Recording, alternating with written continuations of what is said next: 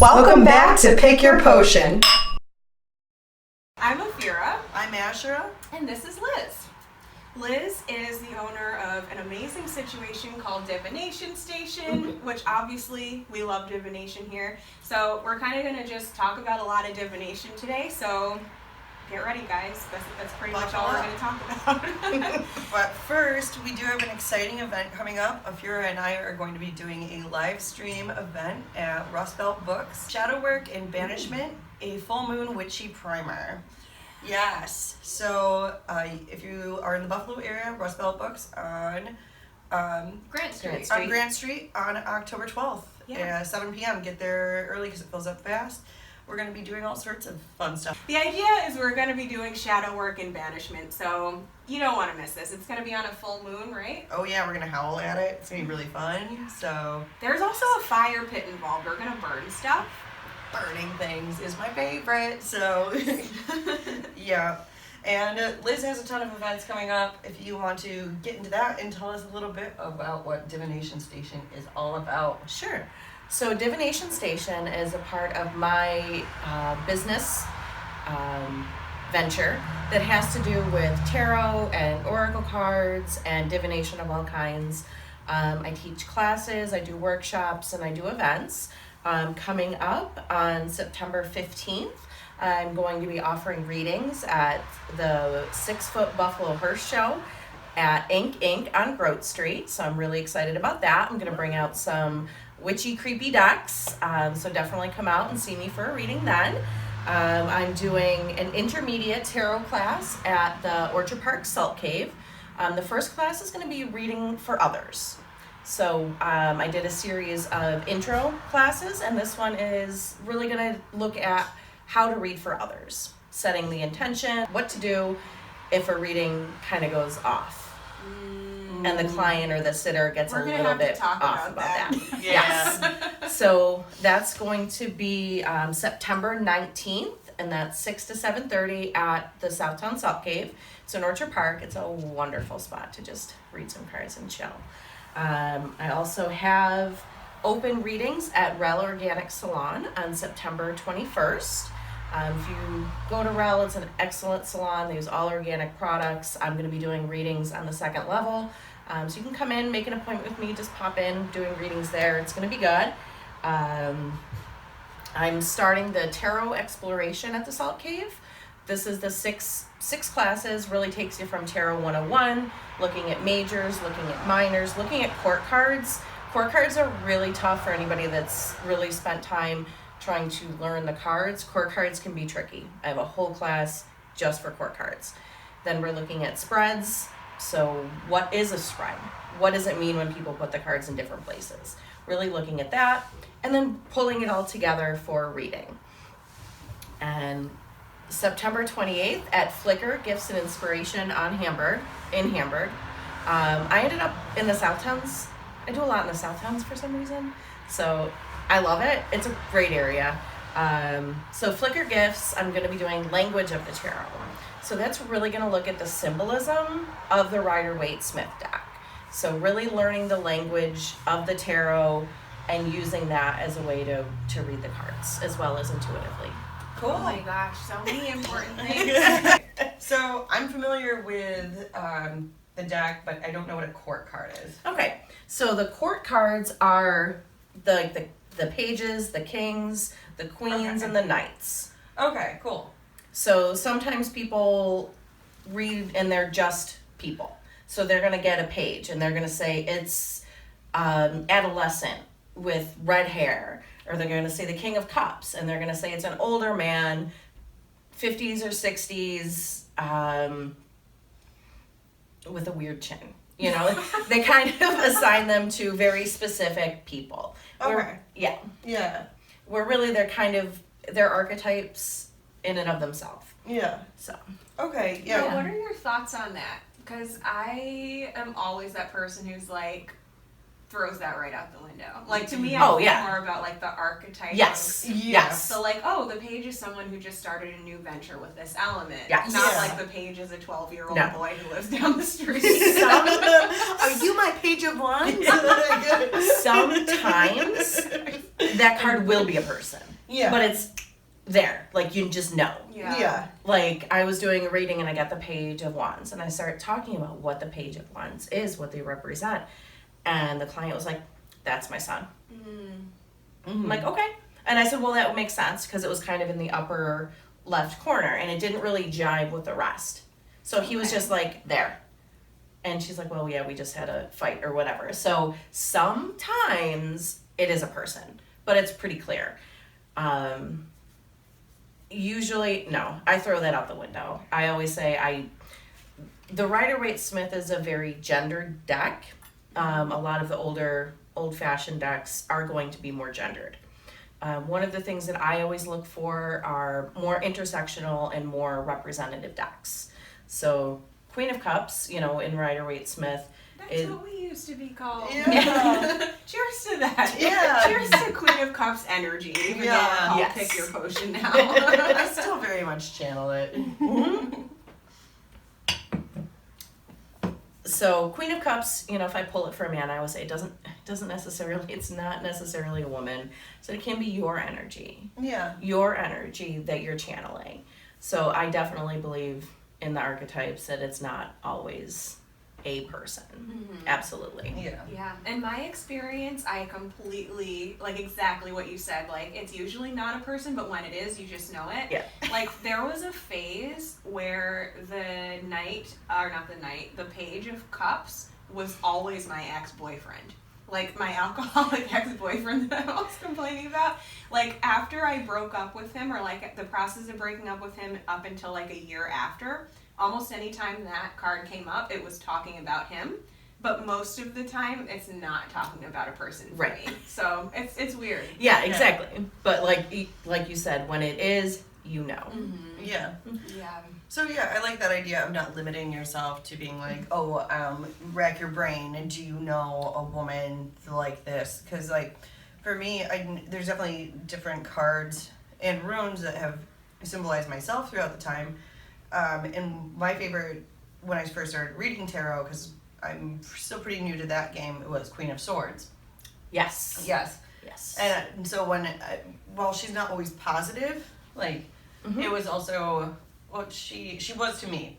How I read her was when that one would show up, when Tewas the rune shows up, I know that things, and that's that's a sword in the runes. Yeah. I was like, okay, we're doing fine. Even though they can be conflictual and they are difficult cards, difficult runes and cards and symbols, they're mine. So, something good is happening. Yeah. So, yeah. So one of the reasons I was excited just about this episode and you being here is because me and Ashera obviously love our divination. I would venture to say that we are more divination witches than we're even spell casting witches, right? I don't know. Maybe. I know I was for a long time. I think I cast more now that I hang out with you. Okay, yeah. I was gonna say, because I cast quite a bit, but I have actually eased up on my divination. Oh, so we kind of switched. We always switch. We always switch in what we're doing. Right. So, but mostly because I still do my cards on the full moon, but my runes I was doing every new moon, and runes don't move that quickly. They just don't. And so now I'm doing it on the Asbats and the Sabbats, or when I'm called to, because then it gives me another extra 2 weeks for things to... So you're not drawing runes every 3 days? Oh, no, I would never. No, that's too much. It's too much old energy. I don't need all that. But I do, I'm working on manifesting my licensure, so I've picked a rune to use for now until I get that news. And so I'm using Fehu. I carve it into my candles, doing my whole bay leaf thing that I've gone through. And on the back of my bay leaves, I write Ashera, LMFT, and I put 3 different runes: Fehu, Gabo, and Wunjo. Fehu is everything that you've been working for is attained. It's the reaping of the harvest you've got in there. Gabo is a partnership and a gift, and Wunjo is joy. So what I'm looking for is my partner and I both have, he started school again. I am changing my career. I will no longer be a bartender at the end of this month. Oh, Ironically. Yeah. Yes. Yes.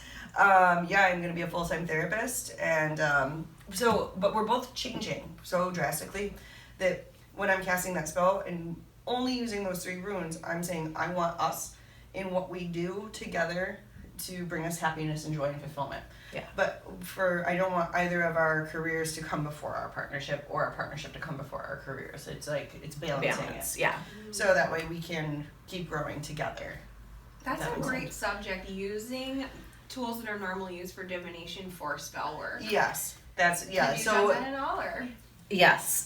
So I use an oracle deck called the 40 Servants, created by Tommy Kelly. He is an Irish chaos magician. He has a great podcast. Is he that bald guy? No. Okay. I'm just like, what? So the 40 Servants are a deck of archetypes. Oh. So they're used for, they were intended to stand in for those archetypes. If you don't work with a particular god, goddess, god form, anything like that. Which I don't, so I Yeah. love this deck. Yes. So what I've been doing on Thursdays, I do a prosperity ritual, as well as kind of check in with my financial realm. So Thursday is the day of wealth, right? yes, What planet rolls over? It's Thursday, Mm-hmm. and what planet is it? I know it has to do with wealth. Is it Jupiter?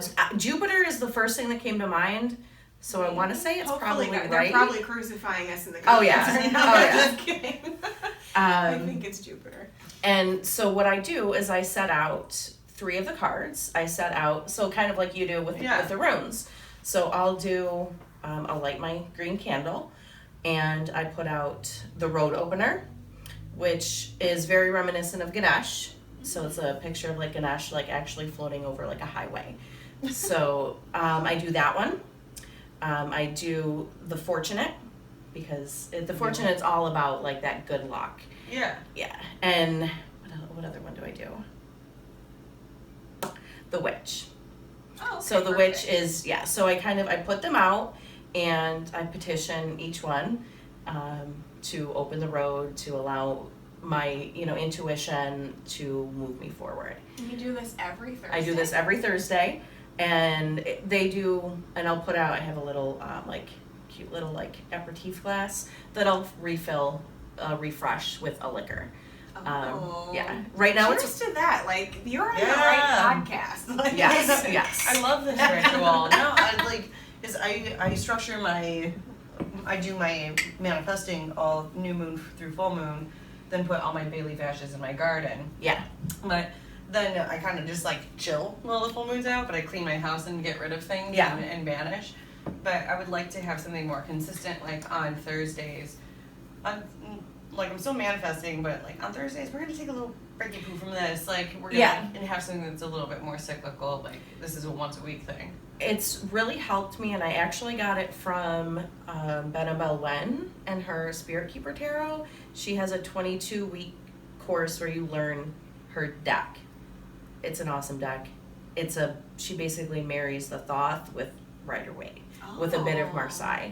And I love her brain. She has so much material. Each of her books are this thick. Holistic Tarot, she wrote Holistic Tarot, and the book of maps that goes with the deck is also this thick. But part of the thing is using each day for its best intention.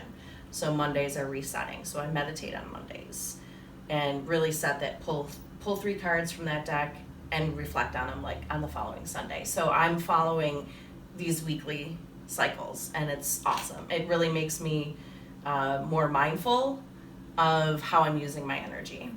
I love it. So when I use those cards for rituals.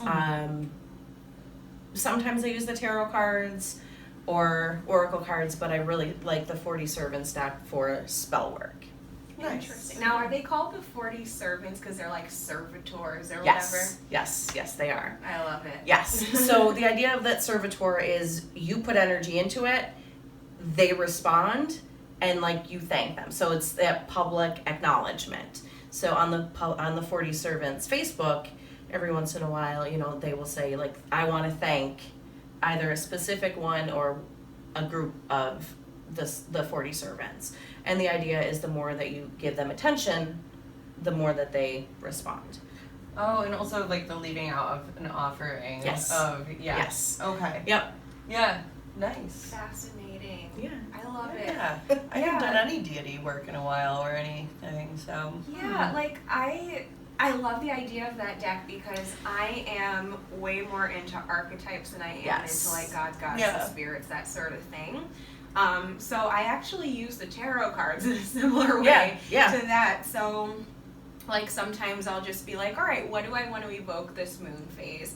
For a long time last year when I was manifesting this apartment, it was is it the 9 of Pentacles where it's a woman just standing in the garden looking goddess as fuck? Yes. Like, and, yeah, she just has like a Yes. pet with her and she doesn't care that there's not a man. She doesn't care that she doesn't have roommates. All her plants are growing and she's just like doing her own thing. She's well dressed. She's rich. She's abundant. Like, that was kind of me manifesting this apartment and manifesting just like my career independence to the next level and all of that.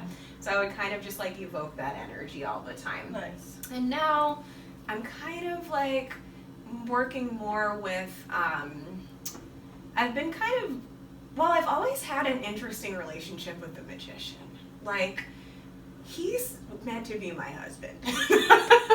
But I'm like trying to figure out like how do I work with like magician energy, because you know what they say, when you want to manifest a partner you have to kind of evoke that energy and treat yourself the way you would want the partner to treat you, or create your life the way that you would want it to be with that partner in it. So it's like, how can I evoke the magician energy without having too much masculine energy? Because something I fight with myself about it is I'm very masculine, I'm very go-getter, very like give, do, and less of the like relax and receive.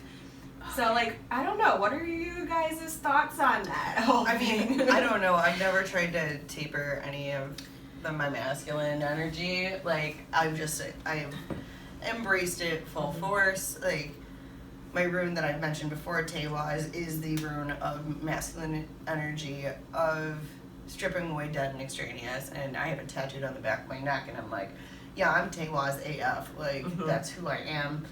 And if that's too much for a partner, then I don't mess with it. But I'm also very much a woman and very comfortable with that gender identity. But I just like, I don't know. I feel like if I had to squash part of that part of me in a box at all, or try and like.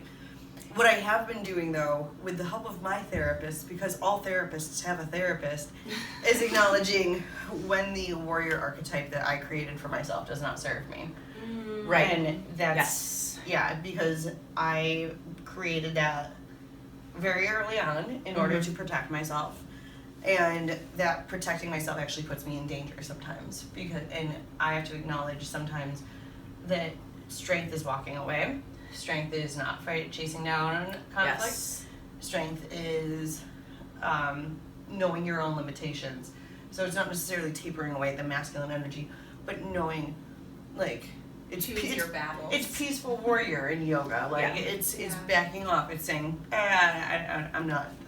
That's what I take from peaceful warrior. That's but, like exactly what I meant. Like, not so much like gender, but kind of more of like masculine or like divine masculine or divine feminine energy. Like, I am exactly like what you were saying. Like, I built up this like strong like masculine kind of energy to me, and I'm realizing that it's actually blocked me from being in a position of receiving sometimes. So I'm kind of dealing with that. Okay. You know, because the magician is very like, here are the elements and here's what I'm gonna do with them.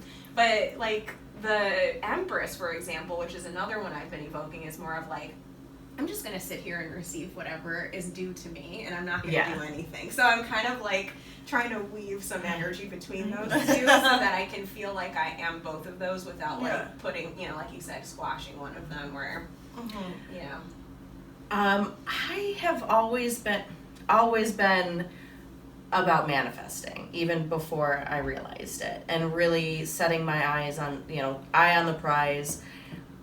I'm also Aries Sun, Aries Moon, Aries Mercury. Oh my goodness. Oh, wow. Well, cheers to we're both Aries Moon. Oh, I'm yes. And like- she's a fire sign. Yeah, Yes. I'm a fire sign, so what was Sagittarius? Yes. I get along very well with Sagittarius. So not only am I very outwardly, bold, impetuous, all of those things, but that's also how I am inside. So the sun and the moon. So I've always been, well, why can't I do that? I'm going to do that and just do it. I also have an Aquarius rising, so that's where. Okay, you and me, this is why I like you. Yeah. Because, like, my moon is in Aries and my sun is in Aquarius, so we have Yes. similar Yes. and lots of masculine energy. Yes. The vast majority of my placements are in masculine signs, masculine fixed or cardinal signs. So I don't have a lot of flexibility within myself. I do struggle with the receiving, even if it's receiving rest from myself. I have to actually force myself to slow down. Otherwise, I am go. Like go, just today, go. Liz was doing an event and then she just like hightailed it right on over here. I Like, did. That's a lot. Like for Yeah. me, like I'm like I can do one or two things in a day and that's it. Like as far as Right. like going out and doing stuff, but like you just get shit done, and that's part of why your business is like blowing Yeah. up. I feel like because you're a go-getter. You And do it. yes, and I do have to rest, and I do have to remind myself in order to be successful with actual like divining, the actual divination, I have to be receptive. So just the nature of what I do actually forces me to slow down. Like when I'm at an event and I'm doing readings, I'm probably more present and mindful than I am at any point. Even like teaching classes and workshops. I love teaching, I love doing workshops, but even then it's a little bit more like You're like on. I'm on, and I don't want to say like performative, but you have to be a bit. Yeah. You and I have worked together with workshops before, so you kind of have to make sure it flows, make sure everybody's engaged. So there's a little more to it. But when I'm doing like the readings and I'm at an event, it's just me and that person, and that's what I'm receiving. Yeah. So that has really put me in balance. So it's kind of just about knowing when you're in a receptive ritual state and when you're not. Yeah. And kind of like leaving that go at the door when Yes. you're having one of those moments. Yeah. I think one thing when we were having lunch a couple weeks ago and breakfast margaritas, but we discovered that we have a ton of, I can't even rattle off all the things. We have like 4. Oh, we yeah. We have matching charts. Like Oh my God. Our charts below the like sun, moon, and ascendant Yeah, are yeah. super identical. Yeah, we have like I all think of we the have same. the same stellium. Yeah, which, like, I don't we know. have like Capricorn in four things, and then Venus and Aquarius. We have Capricorn and everything else, and my Mars is in Scorpio. Like, yeah, yeah. Yeah, my Mars is in Cancer, which is one of the only things that makes me at all tolerable. Oh, that's my moon. If my Cancer, if my Mars was in almost anything else, I feel that would really just really top everything, and no one would be able to tolerate being around me. No. Oh my god. But I mean, just that whole like, because I mean, Sagittarius is still a fire sign, but I feel like Sagittarius is like the party of the fire signs. We're like, yeah, but we've worked really hard. Everyone needs to do a shot now. Yes. Which is why I was very successful as a bartender. Yes. But I am working. Duh, it's fun. But that Capricorn spirit that we share, it's that same sort of. When it's in all of our like our Mercury's in Capricorn and all of our we should just pull up our phones, but I know. but a ton of our stuff is in Capricorn, but it's all that energy of like go go go. Like when we first started this podcast, that's where I've come full circle. When we first started this, I was like, I tried to have 5 jobs. Yeah, and then just like hit Yes. the wall. Yep. And now I'm like, no, I don't want to work more than 20 hours a week. I'm just not doing it. Like, you can't make me. And if I do work, it's going to be on a project so I can go on vacation. I'm not doing anything else. And now I'm a spoiled brat. So, I feel like maybe we rubbed off on each other a little bit Yeah. because, like, I was really go at the time too. Like, you'll remember, you'd be minding your own business, having your 5 jobs, and I'd just be like, Ashera, we should do these 1,200 elaborate things for the next episode, and you're just like, are you sure we need to do that? Whereas now I'm kind of just like, I'm gonna erect a single camera, and we're gonna have a conversation, and I'm just gonna chill. You know what I mean? Like, Yeah. So maybe we both kind of. We tapered out. Afura and I share Mercury, Saturn, Uranus, and Neptune all in Capricorn. Which to me was extremely shocking because as a lazy diviner, I was always told, like, I learned astrology by just listening to like sun, moon, and ascendant, and for years I just never looked below that on the chart. Mm-hmm. And so because I have air and fire as my like sun, moon, and ascendant, so when I looked below the chart and saw that Capricorn, I was like, ew, like, what is going on here? But now that I'm older, Why did I had the same response too? Really? And I don't know why. Cheers to that. It's because we're ridiculous people. I had this prejudice against Sorry. Capricorns, and now I'm like, okay, Capricorns, I get y'all now. Well, Like- yeah, I was raised by 2 Capricorns, and I think maybe that's why I was so disgusted by it, because I was like, I am not this like traditional, practical, like stubborn person or whatever. But then I got older and had to, really be an adult, and I realized like, oh, thank goodness there's some earth in my chart, because how else would I God. ever have any stability in my life? I mean, yeah. My sun's Sagittarius, my rising is Leo, so I'm like, hi, I'm really brash, and then my moon is in Cancer, and so I'm like, I like to go on adventures, but I really like to go home, and I really could use a nap right now. Who has sex? Like, Yes. I guess I'd be more Taurian.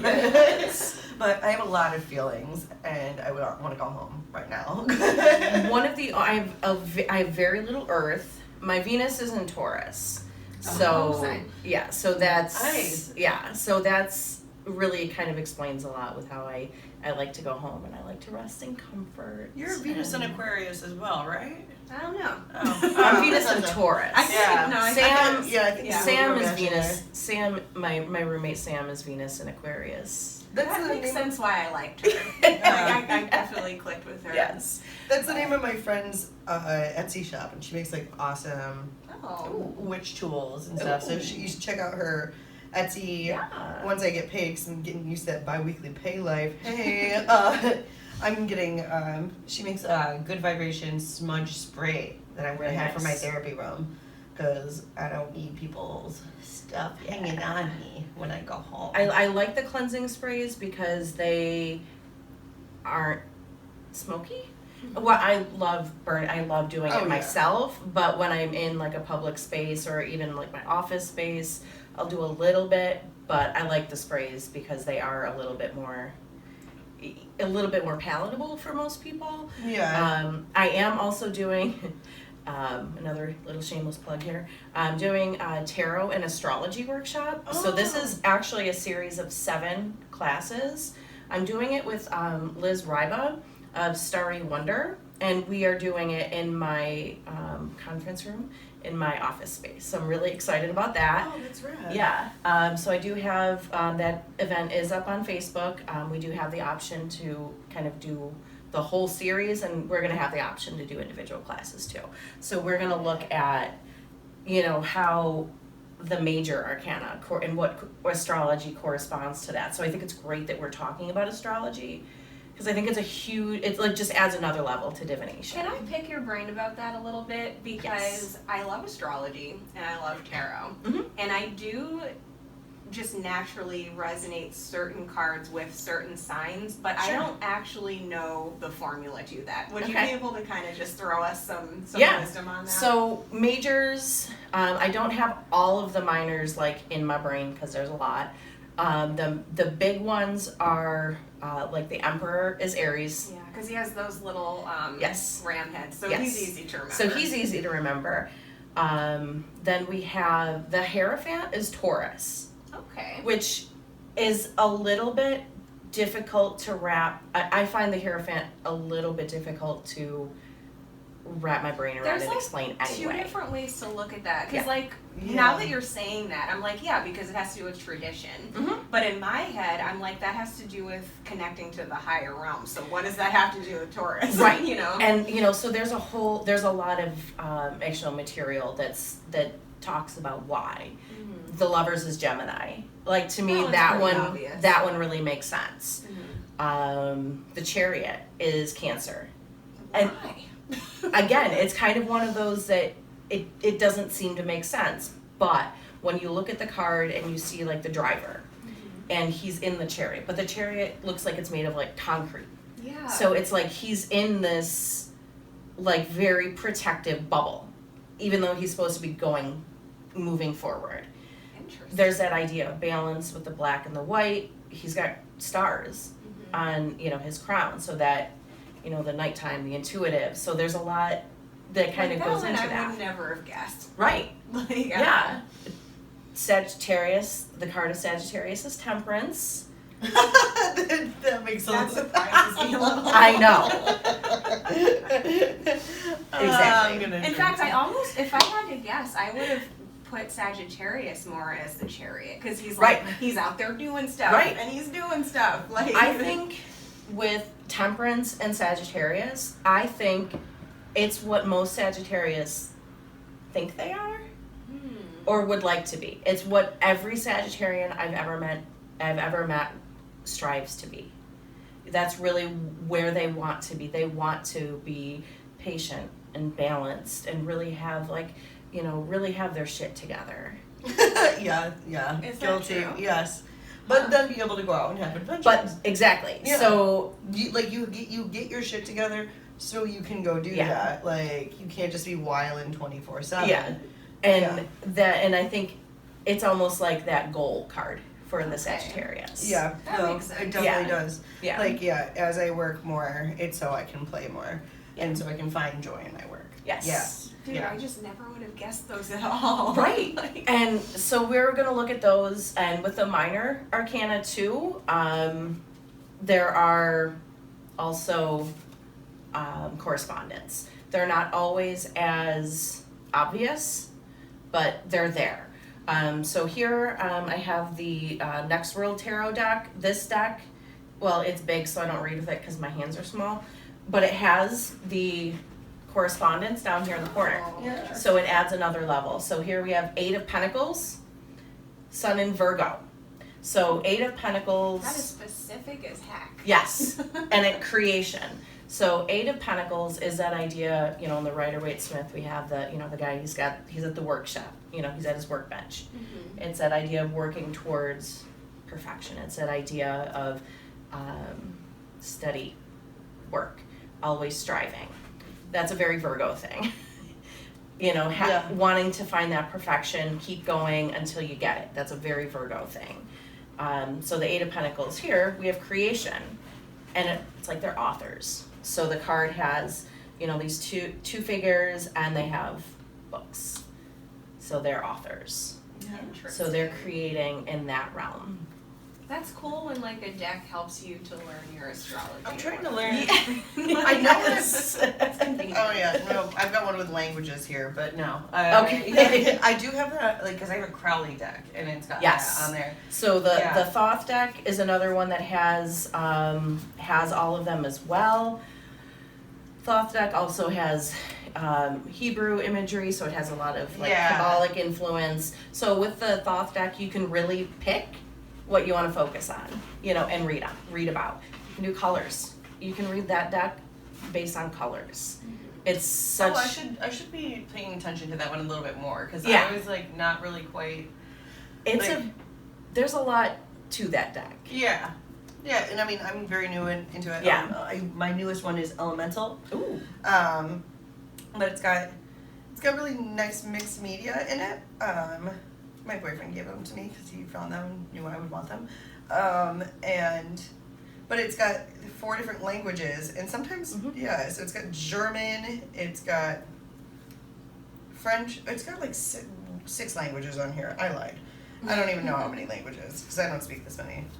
It's very inclusive. Yes, it's Very very inclusive, very yes. inclusive. But yeah, I used this one. I did a reading in my new office with this one. Yeah. Yeah, because I had like a bunch of downtime, but not enough downtime to take the bus all the way back to my house. So I was like, you know what, I'm gonna do this. And I was joking that when I first started in my journal reading my cards, it was like swords, swords, swords, conflict, conflict, conflict. You're poor, you're poor, you're poor. And it was like, I remember that. You were like, why do I get hate all this. these I was like, why do I keep reading these fucking cards? And finally, like, I read them in my new office, like, and said my intentions and stuff. It was very positive. I got a lot of pentacles. What was available to me was the Ten of Pentacles, but how everything works out. Oh! It's just literally the card that I was going to talk gosh. about next. But the one that how it worked out was the Four of Pentacles, and then I draw from an oracle deck. Yes. And basically, what I got was this is about you. This shouldn't be all about money for you. And I was like, you're right. Like, take that reframe. Be doing this because this is my skill set, and no, I will be not reimbursed, but I will be rewarded for doing a good job. Yeah. But don't start trying to monetize what I do. And I was like, The universe, you're there because the universe put you there to do what you do and use your skill set. yeah. The universe will come around and provide money. They will provide that exchange, that energy exchange. And it's been better for me, and since I was like, because I kept focusing on, I can fully change my career when I see this much money. And it was like, no, you can't. You have to go and put your energy there, and then, you know. Why is manifestation always the reverse of what you wanted to Yeah. do? every time, right? Yeah, I absolutely love just the way that divination, like, the deeper you get into this shit, the more you realize that it all is connected. Like, literally, and of course, I've had a few beers and I have consumed a ridiculous amount of information lately, so I'm not going to be able to remember exactly what I'm talking about, but I was listening to an alchemical chat the other day that talked about all different kinds of stuff, but then he started talking about how one of the runes that you're always, it might even be Tewas, I can't remember, but one of the runes that you're always talking about, he was saying, like, that it actually is seen in, like, all these different cultures, and it just basically means, like, the answer to life or something like that. And I don't know. I'll have to send you the video. Yeah.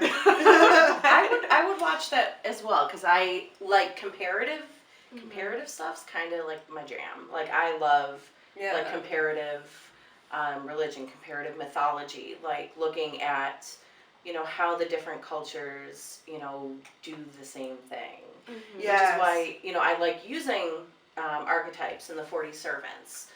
Because I might not want to work with I don't want to pick, a god or goddess. Yeah.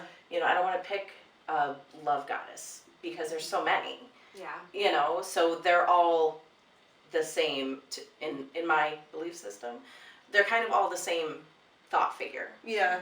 And I use that too. Yeah, and they're just kind of all called like the dark goddess figure, whether you're talking about like Hecate or any of the other forms that she takes. Yeah. I like to work with that energy, not the like edifice. I do like the edifice sometimes. Like, Yeah. Especially me and Virgin Mary, like for whatever reason, works for me. But I wouldn't be as comfortable like with other forms. Like if I don't know this form. Yeah. I'm going to be, like, she was showing me this spell book earlier, and there was one about Ishtar, which is akin to the one that I'm named after. Yes, But it just said, like, Ishtar is not to be trifled with or something. Like, do not, like, it's a prosperity spell, do not take money that you got from, ill-gained. Ill-gained money. And I was like, I like that disclaimer is there, because when you name certain things specifically, you're like, right. Don't open that door. Do not open that door unless you are real responsible for what you get. I talked to someone that has started working with the Morrigan and I've heard Hecate. so much about the Morrigan.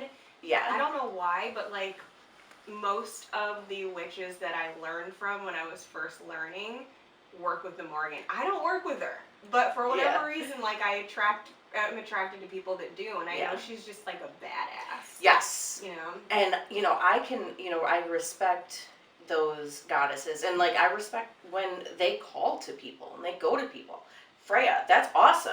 She's Yeah. been calling to me. Yeah, Freya calls. Answer her. I was just telling Ashera. You answer, because it doesn't happen all the time, and I haven't had that experience. Like I've been drawn to certain like pantheons in and of themselves and learning about them, and working with them and being able to see them in the cards and working with that knowledge. But I've never been called specifically to one. Yeah, it's hard for me because just like when you were talking about like these cards have to do with archetypes, so if you don't work with gods and goddesses, I was like, yeah, pick me. Like I really don't, I'm not theistic at all. Right. But so it's hard for me when people are like, oh, this goddess is speaking to you. However, that being said, I don't believe in coincidences. So just like if I see a red cardinal in the tree 3 different days in a row, I'm gonna look up the meaning of that. Like if I see the name of a goddess in completely random places and moments after each other, which is what happened to me with Freya. Yeah. I'm like, even if I don't believe this goddess is a real person talking to me, clearly something about her archetype needs to be integrated. Exactly. Freya is goddess of love and war and cats. So yeah. As she's licking herself. And I love that love and war are combined in so many different, like, in so many different pantheons that it's like, okay. Yeah, and there's like the goddesses are always the love and war, right? Mhm. Like the gods are war, or love, but the goddesses are love and war, and like bad ass. Yeah. We can do it. And they usually have the descent story of some point, Yeah. and then they come back and they're like, double time now, bitches. Like, Yes. I think you forgot what I said. So I would love that talk as well, because I don't love know much. Like, all of that, like alchemical, like I love applying.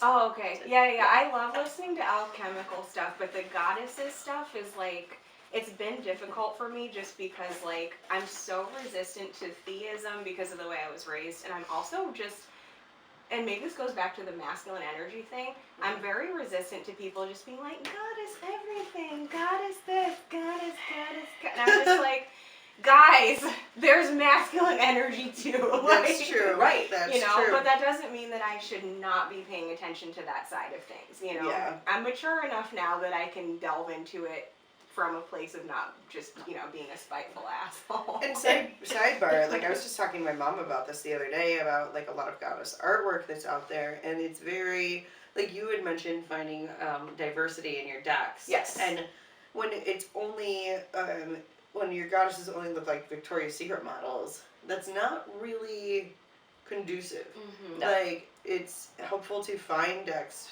and find goddesses that have ugly bits, that have shadows, that have baggage, like. So that when you're talking about that, I'm thinking of the 3 faces And bodies. Yeah, the 3 faces of Hecate, and also Baba Yaga. Oh Popped into my head. If there was someone that I have felt a pull to since I was like a kid, like a very young child. I was a weird kid, just to put that out there. Oh, and you're hanging out with us now? Well, cheers to being a weird kid. Oh no. Cheers to being weird 30-something, like 40. or 40-something kids. Stick with Well, it. you look like you're in your 30s. You could have let that slide. Leave it in. I'm good with it. But, Baba Yaga, a lot of the like Slavic and Balkan mythology has Baba Yaga as this witch. Everyone, village witch, but she's kind of, she's like homely. She's right? homely. She does dark things. No one really knows what she does, but everyone's scared of her because she has like chicken, or like her house is on like chicken feet and it runs around. But there's this myth about it's kind of like a combination of the Cinderella myth where you have the stepdaughter that's basically put out by her wicked stepmother and stepsisters. In this myth, the girl's name is Vasilisa, and she gets put out, and she goes and finds Baba Yaga's house. But Baba Yaga brings her in and helps her. So she sees, she helps the vulnerable. Mm-hmm. So she's not just, an evil, an evil witch. Mm-hmm. She also has that other side. So that's, that duality. Yeah. And she's not portrayed as, I would love to see a Victoria's Secret like Baba Yaga. I'm picturing like the Victoria's Secret body with like a Baba Yaga head. With like the nose and the hat and the warts. Love it. So we've talked a little bit about cards a little bit. And I've worked with oracles, but and tarot, but how would y'all describe the difference between the two? Because I know tarot comes from a different sort of, like a school of thought. Yeah. Yeah. So tarot is very structured. So if a deck has a major arcana, 4 suits, whatever they're called, some call them weird things, that's a tarot deck. If it's more like the Kuan Yin Oracle or the Mother Mary Oracle, those don't have a system. They're more really based on the artist's intention. So you really get what the artist intended for that deck to be. So Kuan Yin, if you're having trouble with like heart chakra and like heart stuff. That's why I bought the deck. Yeah, Well, me too. I literally, Me too. I was taking a class, She's in my office. Is she? Yeah. Yeah, I was taking a class that was very much about like being in the feminine and receiving. Yeah. And the teacher was like, if you want to get goddess paraphernalia, like you can get the Kuan Yin deck or get some kind of goddess deck. And I've really enjoyed using it because like the way that I totally like stole your That's fine. explanation. I feel like this is something that kind of ties tarot and oracle together. It's just like you were saying, tarot is like a specific structure. For many years, I only worked with the tarot. It was my jam, and I was like, I'm too serious for oracle cards. But then I had to realize, like, okay, masculine energy, like, let's get some feminine energy in here. So I did start to incorporate oracle. So the way that I kind of weaned myself into starting to work with the oracles was I would do my tarot spread, and then I would have the advice card be an oracle. Yeah. And it's so useful because Yeah. it's a breath of fresh air from the rest of the way you're reading. Usually you can flip right to the guidebook and get a direct message, and even if the full thing doesn't resonate, you'll notice certain sentences that are exactly what you needed. And this one in particular obviously is very like just loving and heart chakra-y, so. Oh yeah. You know. So when I do, when I have my appointments and I do the readings, I'll do that. Like I do, I generally do a 9-card spread, 9-card grid. And when I do, I usually use the Goddess Guidance Oracle deck because it's multicultural goddesses. I think And I know that one. yeah. I think I have that one. Yeah, I'm pretty sure I do. So You have a lot of decks that you don't use. I use them when I use them. They just get passed to me. And I usually tell the person, this reading was about you and this and this and this. The Oracle card is all about you. It's your advice. It's your takeaway. It's an energy to invoke when you leave. So that's kind of how I like to use the Oracle cards, just like that. Nice. You can do readings with the Oracle cards. Most of them have a spread in the book, in the little white book. Yeah. Another thing I do like to use with Tarot and Oracle, and I know you both work with them, are pendulums. Yeah. Do you want to? Yeah. So Ashera is new to pendulums. Yeah. Would you want to show off your new pendulum? I do. Yeah. I have 2 pendulums now because Afura did a reading for me, and I found it very useful. So I've got one smaller one, Afura, and I made this together here. So it's got a little moon on it, and then it's got a 5-pointed star, a little pentacle. But it's nice and small. It swings very easily. And then I have this big boy that my friend Sean made me. love it. He is, you can find him on Facebook, Peace, Love, and Rocks. And You can tell a man made that. You know, it's just like It's got that like really a- earthy, Yeah, and masculine energy. it's awesome. So I can't remember what this stone's called because I forgot my little paper at home. But it's akin to hematite, but instead of being a wall, it's a shield. So I can Is add it black energy. tourmaline? No, it starts with an S. Shungite. Yes, it's Shungite. Okay. Yeah. And then I have carnelian, I believe. No, Carnelian. carnelian. Yeah. Yeah. Love carnelian. Yes. To help me break bad habits and cords to align with my higher self. So yeah, so this is to I help love me. the weaving on this. It's Look at also, that. Yeah. it's like a talisman too. Yes. Mhm. So, I love it. But yeah, I wanted to like I can't bring this one everywhere. Like this is one I can keep in my purse, but this is like very just serious tool. They're both serious tools, but he helped me pick out the rocks with him. We've been friends for a long time, so we'll have to link him. Yes. Yeah, Shalimar, Peace, Love, and Rocks, Shungite, Carnelian, and Quartz. So the ironic thing is that even though I love to make little, like really custom ones like this for people, and I do have some like that for me, for whatever reason, I like to use a very generic, standard as hell pendulum, mainly because my sister who's in the Navy picked this up somewhere in some random country she was in. So like, for me, I'm just grateful that like I have this, so like it kind of like evokes her energy when I use it.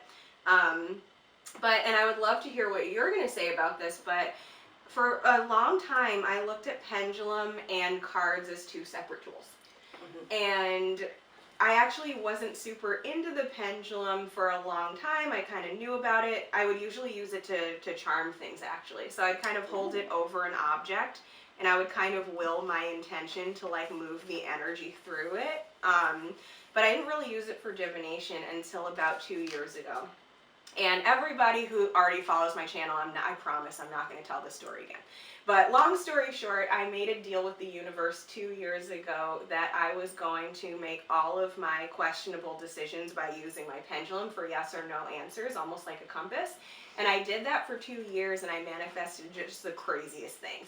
I actually was instructed to stop doing it last moon phase, and the universe wants me to like re-tap into just my own intuition, so that's been interesting.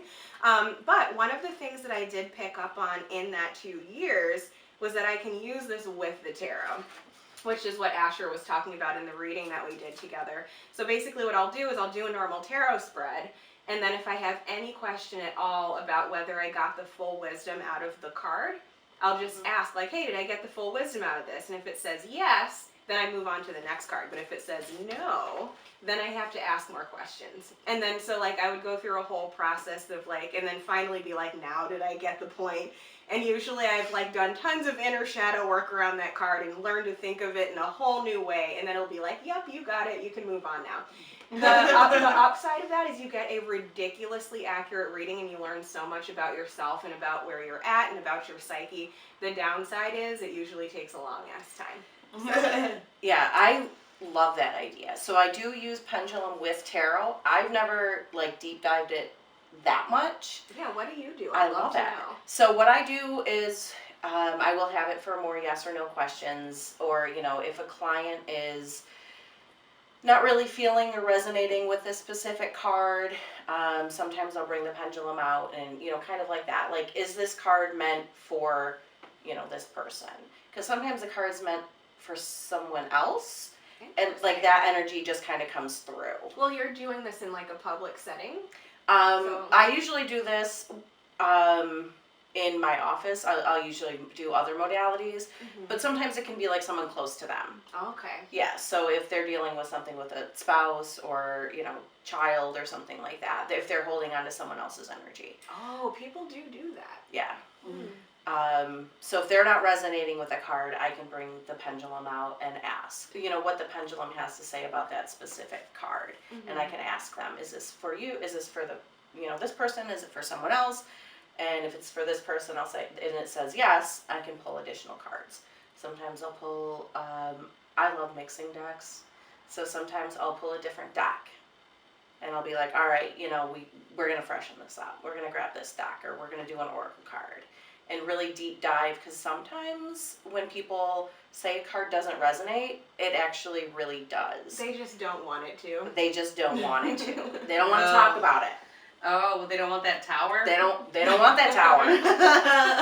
I see it a lot with, We've all been there. with like, What tower? I'm not in a tower. Everything's fine. And it's not even them intentionally, like, Yeah. they're just blocked to Yes. it. Like, Yes. they're just like, oh no, like, they're just so busy trying to go about their routine that they literally have put a wall up to where they don't even recognize it. Like, this happens to me when I listen to, like, people's weekly readings on YouTube. And I'll be like, this whole reading resonated except for that one thing she said. And then by the end of the week, I'm like, oh, okay. Yeah, and if they don't, I don't stick with it, I don't stick on it, if the reading is going well, except for a few things. I usually give the advice of, hey, it's not resonating for you right now, that's fine. Spirit still wants you to know this message, so maybe think on it in a few days, think on it in a week. If it pops into your head, think on it. Do some reflective work. I'm also a life coach, so I do tend to ask some of those life coachy questions when someone says a card doesn't resonate or they're really resistant to the message. Yeah. Kind of tell me more about that. Like I kind of hear that you're a little hesitant on this message. Mm-hmm. And if they are receptive and start talking and opening up, great. If they don't, also great. They're not ready to, and that's fine. So I kind of move on. So I use the pendulum with a deck like that. If something isn't resonating, kind of asking that. And I do have like a pendulum mat that I like. Yeah. How does that work? I've never used a pendulum mat. So I think they're awesome because they really show that how the pendulum works. How does it work? I don't know. It just does. So you have, and it has like yes, no, ask again, all of those like Magic 8-ball things. I also have one that has like days of the week, months. Oh, wow. Yeah, it gets real like detailed. So you hold the pendulum over it and you're like, you ask, is my name Liz? And it'll say yes. And I'll say, is my name Ashera? And it'll say no.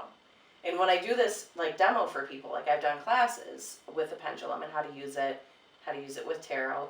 When I do that, people are like, oh, that's creepy. Yeah, people get more creeped out by the pendulum with that than they do like anything else. Mm-hmm. Because it is so accurate. It's so accurate. It's like such a powerful tool for tapping into that universal energy. Yeah. Well, I mean, you might have heard this, but what I've always assumed was true about why it works when you're holding it is because your subconscious has these answers. Mm-hmm. Or like if you believe in like a super conscious where like you're connected to the all so you can get these messages, like that's housed in your subconscious. Mm-hmm.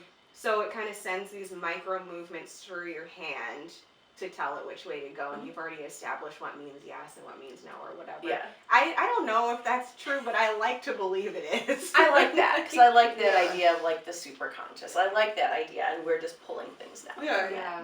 I mean, it would just make certain sense like the vibrations of your body would change. Mm-hmm. Like, and just being like, okay, like this is, and it would affect how something is hanging. Mm-hmm. Like, yeah. How's it hanging? Yeah. Sweet.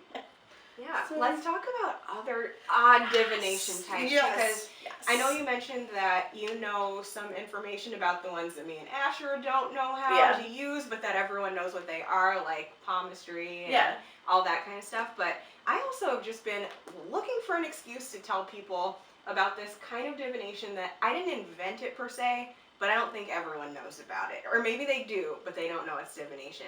I like to call it audiomancy. And essentially what you do is all you need is yourself, your question, and your playlist.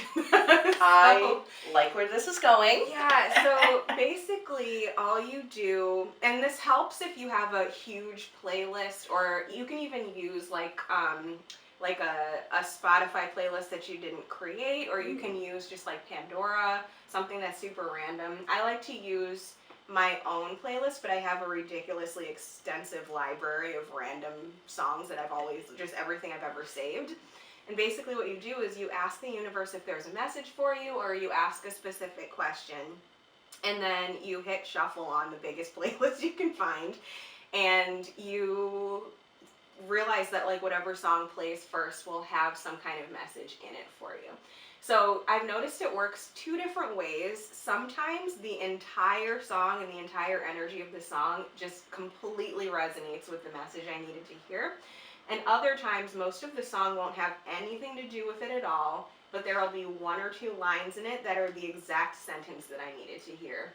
And so that goes back to pendulum. Sometimes I'll be like, pendulum, was that whole like fucking Avenged Sevenfold song, My Message? And it's like, nah, dude, don't worry, your life isn't that messed up. It was this one line. And so then I'll ask, like, was it this line? And he'll be like, yes, it was this line. And I'll be like, was it any other lines? It's like, no, it's not. You know, so it's like, it's a cool thing to do. Yeah. It feels really punk Nice. rock. I like it. I like it. Yeah, but yeah, tell us about any divination styles that you've used other than the standard ones that we tend to use. So kind of along those lines, bibliomancy. Yes, I love Yeah. bibliomancy. Yeah. I have a quote book from the Bronte sisters, and it's, you know, it's kind of there, so you can kind of pick out, you know, that, or I love just grabbing whatever book. I'm also, so back to the weird kid thing, I also carried around a dictionary when I was a kid, and I still have it. So I kind of like to use that because it has all my like weird kid energy. That's really smart. Because there's actual just definitions in there. Yeah, so you know sometimes I can use that, and it, you know, the book itself is kind of like a talisman for me because it's, you know, like I wrote my name in it in my like 3rd grade handwriting. So I like that. Palmistry, tea leaf reading are ones I'm really like. I love to get more into. Stone casting. There's also you know, you have the rune casting, you can also cast stones. Oh yeah. And they have different meanings, so if you have a set, you know, you might have like a carnelian or, you know, black tourmaline, clear quartz, rose quartz, amethyst, whatever you put together, you can cast those. Mm-hmm. And, you know, the position and what stones come up are, you know, are relevant to the question. So that's kind of a cool one, and sometimes I'll, you know, like you have the crystal deck, I have a crystal oracle deck, so sometimes I'll use that instead of carrying around like a big bag of rocks. I still carry a big bag of rocks.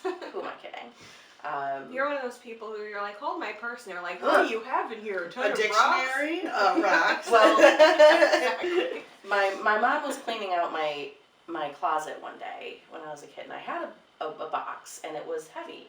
And she's like, what do you have in here, rocks? And she opened it up, and it was full of rocks. And like just rocks. I would go and collect fossils, and where I lived, there was a lot of like the little like sea creature fossils. Little trilobites? Yeah. I Yeah. love those. Yes. So I would collect those, and or like cool rocks that I would find, and I would put them in boxes. I love that. Yeah. So psychometry is another way to divine messages using objects. So you take the object in your left hand, and you kind of focus on it, and things come to you. So it's like in Charmed, where she touches the object and she has a vision. Yes. Yes. And, you know, some people think, you know, like you had asked if you have to be like psychic to do it, and I had no experience really channeling that like mediumship side. I feel like And I I was- wouldn't be able to do that. Like I'm usually like, I need the tool to like Yeah. trigger a mental Yeah. like process for me, more so than just like, ooh, I feel like, you know. It was kind of cool when it happened, because I'm like talking about the item and, you know, what I'm seeing in it and what I'm feeling, and, you know, basically the instructor provided objects for all of us. So she knew the story, she knew everything behind it, and she was like, yeah. She's like, you're actually getting, so I was getting things from the first owner and the times that she's had it. So it's kind of like conflicting. I'm like, I'm seeing this, but I'm also seeing this, and she's like, oh yeah, because, you know, it was an antique from, you know, 1900s or whatever, so she's like, you're getting that, but you're also getting, you know, because it has so much history. yeah. So it was really kind of cool. So you can use that to, you know, get messages. Well, here's my question about that, because this is kind of, and this is something we didn't get to talk about earlier. That to me is a whole different kind of divination. Yeah. But you can correct me if I'm wrong, because when I look at cards and runes and pendulums, I am using them as self-development tools. And kind of like you were mentioning, Yeah. you're a life coach, I'm Yeah. a life coach, she is a therapist. We all kind of work with that self-development Yes. in our craft. Whereas when I think of like picking up an ancient object and getting a message, is that like reading to see if you can understand what's happened in the past or the future, or like what kind of divination is that? So if someone brings an object to me, you know, it might be, you know, they might want to get something from the person that it belonged to. So Okay. if the object belonged to someone that passed, And I can also do it with pictures too, which is something that I've been working on for the past couple months, is looking at a picture and really tapping into the message that this person has. So if someone is having, grief or having trouble getting over something, yes, the self-reflective part is key, but so is recognizing that they need to know something. They might need to hear something. And if I can help, with this object, if they're like, hey, this was my, father-in-law's cell phone, what can you get from this? Like, we have questions about, can you help? It's helping them sort of divine, using divination as a tool to tap into that kind of like spirit realm. Okay, so you do work with spirits then? I do. Interesting. Yeah. It's something, like I said, I've been working on for the past few months. I'm not really like out of the broom closet with that part yet. Well, now you are. Now I am, so now everybody knows. Cheers to that. Being Yeah. out of the broom closet with things. But that brings up something for me, like, because I like to do ancestor work. Yes. But I don't necessarily look for messages in them, but to bring their energy in with me. So, Right. I guess I've never asked. Okay. But there's certain things that I know, like, I know when I marry, I want to use my grandmother's wedding set. Like, I want to use, because my mother used that band as well, like, I want that energy of that love passed down for me. I want, like, I have a lot of stuff from my great-grandmother that is out where I can see it. But I do pick up, even if it's not from my family, Yeah. like, I'm very drawn to vintage things. They're special to me. Like, all my entire dish set is, I got somebody else's grandmother's dish set because I wanted them to be special, where I'm not going to try and break them. Yeah. But, like, it's not going to, like, hurt me if when it does Right. chip, because they've Right. already got chips. Yeah. And, like, Yeah. So, I don't know, it's like this weird balance, like, and there's almost like a sort of a Shinto aspect Yes. of it, Yeah. where objects have energy and stories and they carry something, but that's also why you need to get rid of things sometimes. Like, Yeah. don't hold on to your ex's dumb t-shirt. Like, Yes. Unless it's a really good vintage Unless t-shirt But then you just cut it off. that and you just- can't find. Yeah. yeah, you unless just it's cut it a off. really cool t-shirt, but don't hold on to dumb ass stuff. Yeah. Don't hold on to relics from your past unless you know why you're holding on to them. You Yeah. know? Or Like- unless you've intentionally changed the energy of it. Yeah. you know. Physically, if it's a t-shirt, I have been going to shows forever. I have bins of band t-shirts. Some of them are from exes, but if Yeah. you change the energy, you cut them up, cut the sleeves off, Yeah. Oh yeah, make no, them I cut custom. out all your Yeah. dumb stuff. Now Yeah. it's your shirt. Yeah. Now it's my shirt. Yeah. Yeah. But yeah. Alchemy. Yes. So that is alchemically changing the Yeah. item. Yeah. Yeah.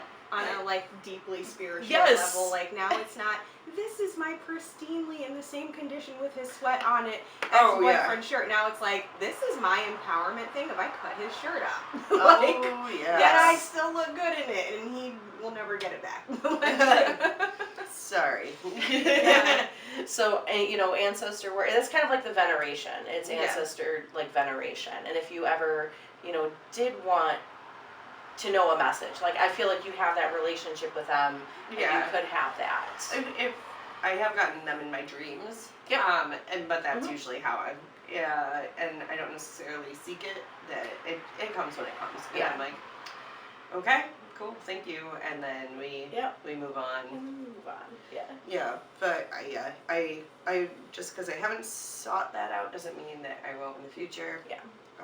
So yeah, I guess that's the whole thing about divination is like you seek when you're ready to seek it. Yeah.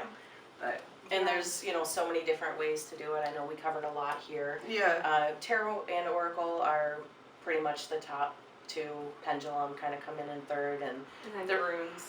and then runes. Yes. Yeah, I Ching. I have not touched Oh, yeah. I Ching, but I would love I've to. heard that, like, if you're gonna touch I Ching or Lenormand, Yeah. then you want serious answers and you're not afraid to hear them. Yes. Like, that's Yeah. what I've heard about The this. Lenormand is a bit is more straightforward. Like in tarot, you have all this symbolism. If you like in the Lenormand, if you pull, dog, ship, anchor, like it means one thing. Yeah, it's not like it's- I'm gonna intuitively do my No. shadow work around No. this. It's like, no, this person is going to come into your life tomorrow. Like, Yeah, it's like, that's what friendship. I've read about. I don't know anything about Lenormand, but I'm I'm trying to put a class together for that. It'll probably be possibly after the first of the year, possibly November, Nice. like December-ish. Once I get, all of these kind of done, then I'm gonna look into that. It's a really cool way to also communicate, like with spirits. I've used it with mediumship to kind of really give those clear messages. So yeah, that's a whole nother Yeah, and system. I keep being like, we should wrap this episode up, but I keep having more questions. I know. So, like, and this is just literally me almost playing devil's advocate because I don't fully have an opinion on this. I know what my leaning is, but I'm also just curious to know what other experts think about it.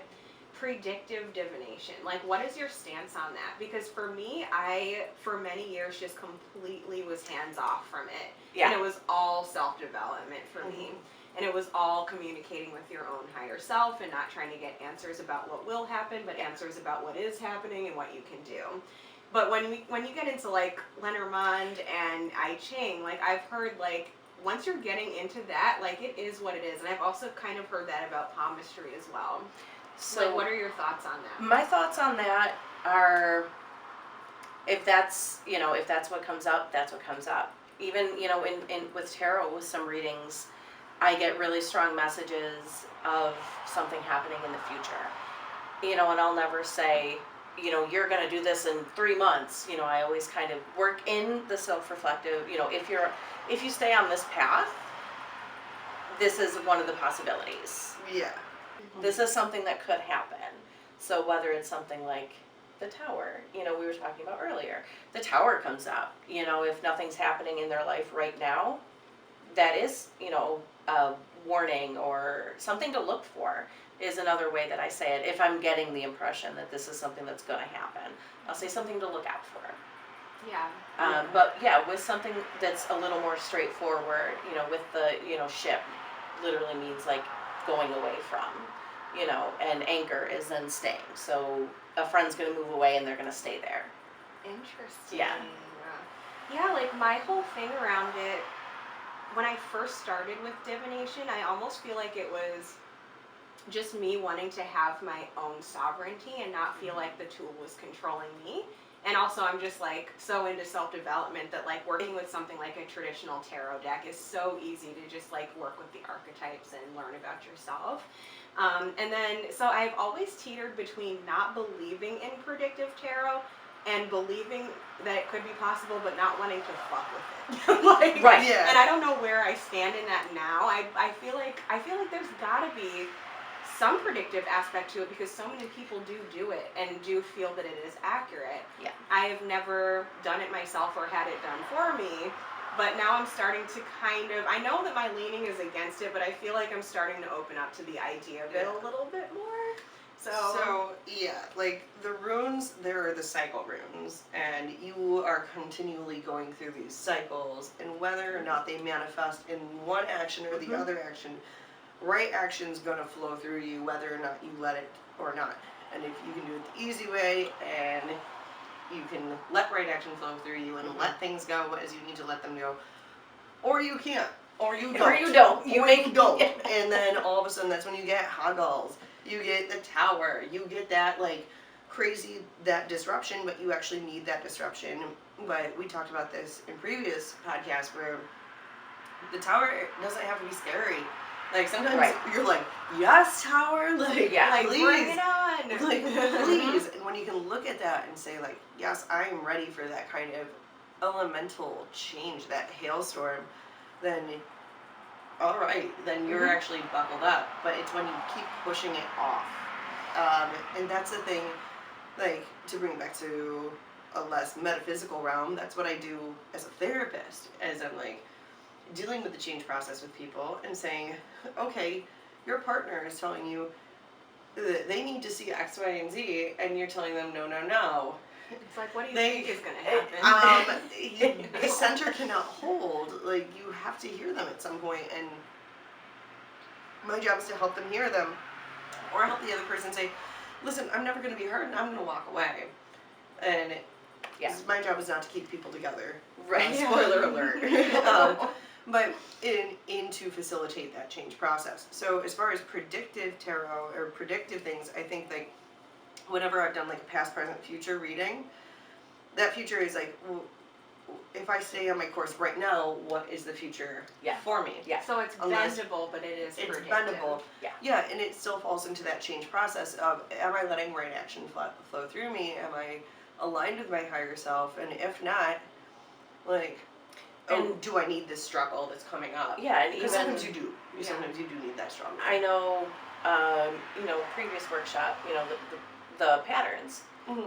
If you see those patterns and you don't change the patterns that you know you have, It's easy to deduce what's going it's- to happen. yeah, Like, right, it's no even from a surprise. self-development and non-predictive standpoint, it's like, this plus this equals that. Like, I know Yes. what I do under these circumstances. yeah, So if you're feeding me these circumstances and I'm telling you don't feed them to me, like, but Right. you continue to do that, I will back away and I will emotionally shut down and I will go through these behaviors and you're not gonna like it. yeah. So I think, would I ever sit down and do a solely predictive reading? I'm gonna say 99% no, I wouldn't. But if something comes through. But if something comes through in the reading, I will communicate that. Yeah, and actually, when you were talking about runes being somewhat predictive, I originally looked at them the same way I wanted to look at tarot cards. When I first got my first few readings from you, I was like, oh yeah, that was a self-development reading, same as always. It was just a little different. But that last one that you did. So, for context here, the last one that Ashera did for me,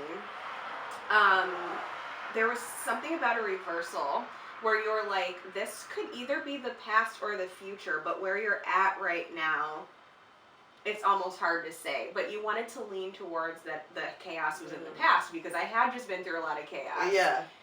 But it definitely turned out that the chaos was also in the future for real. And the pastor and the future will sometimes talk to one another, as will your underlying concerns, inner dreams, and aspirations. Yeah. They often mirror one another, and that's like just how I know how to read them now. I'm like, Yeah, because it was saying like, it was saying peace was on one side and chaos was on the other. So since I had just been through chaos, you wanted to say that the peace was in the future, but I feel like it was just that both were happening simultaneously in the past and the future. Because I've experienced a lot of peace and a lot of chaos in both the past and the recent so it past. just becomes a big snapshot of what's happening. Yeah. It's like, okay, this is your year. Yeah.